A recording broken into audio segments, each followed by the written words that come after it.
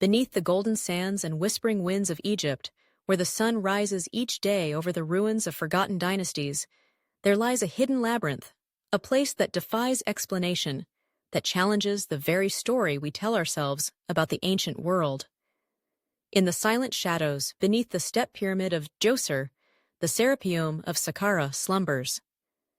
It is a subterranean enigma, a riddle in stone, and perhaps the most mysterious monument ever carved by human hands. Imagine descending into darkness, the cool air thick with dust and the scent of centuries. You move past crumbling walls, torchlight flickering over hieroglyphs and faded murals, evidence of a civilization obsessed with eternity. You expect to find tombs, perhaps, or the bones of long-dead pharaohs. But what you discover is something else entirely, something that should not exist. Looming in the corridors are massive black boxes, each one hewn from a single block of granite or diorite, as hard as any stone on earth. Their surfaces are flawless, polished to a mirror sheen. Their corners are sharp, their edges meet at perfect right angles, and their lids fit so precisely that not even the thinnest blade could slide between them. Some boxes weigh as much as 100 tons. The lids alone, 30 tons or more.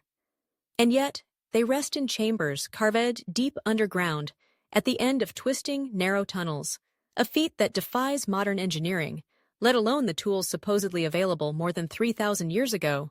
What are these boxes, and who placed them here? Mainstream archaeology offers a simple answer. They are sarcophagi, built to house the mummified remains of the sacred Apis bulls, venerated as living manifestations of the god Ptah. Yet when French archaeologist Auguste Mariette first uncovered the Serapeum in 1850, he found most of the boxes empty. No bulls, no bones, no inscriptions or offerings. Just an impenetrable silence, as if the stone itself were holding its breath. There are no images of the gods, no lines of hieroglyphic prayers, no names, no stories. Nothing but smooth black stone, untouched by time. Even the pharaohs, with their gold and treasures, could not command such perfection in their tombs. The level of craftsmanship is staggering. Modern laser scans have revealed that the interior walls of these boxes are flat to within 20 microns, a precision rivaling the optics of a telescope lens. How could ancient stonemasons, armed with copper chisels and stone hammers, have achieved such impossible mastery? The question lingers, echoing through the empty tunnels. If not for bulls, then for what? If not by Egyptians, then by whom? Some scholars suggest the answer lies not in the bodies these boxes once held, but in their very design. Engineers and acousticians have visited the Serapeum and made a startling discovery. When the boxes are struck, they resonate, humming with a deep, powerful vibration. The granite, rich in quartz, seems to amplify and channel sound. The chambers themselves act like tuning forks, or the resonators of a giant musical instrument. Could it be that the Serapeum was not a necropolis at all, but an energy device, an ancient machine built to harness the invisible power of sound? In Egyptian cosmology, the force known as Hika, magic, was as real as the Nile or the sun. It was the energy that bound all things together, the secret pulse of the universe. The priests of old believed that words, music, and vibration could shape reality itself. Were the builders of the Serapeum tapping into this hidden current, using the boxes as amplifiers for sacred sound? Was this a temple not of death, but of transformation, where matter, frequency, and consciousness converged? The Serapeum's location adds to the puzzle. Its corridors align with the grid lines of other ancient monuments, the pyramids, the Sphinx, as if following a master blueprint, a design older and more complex than any single reign or dynasty. The geometry is precise, the proportions deliberate. Was this network intended to channel energies across the land?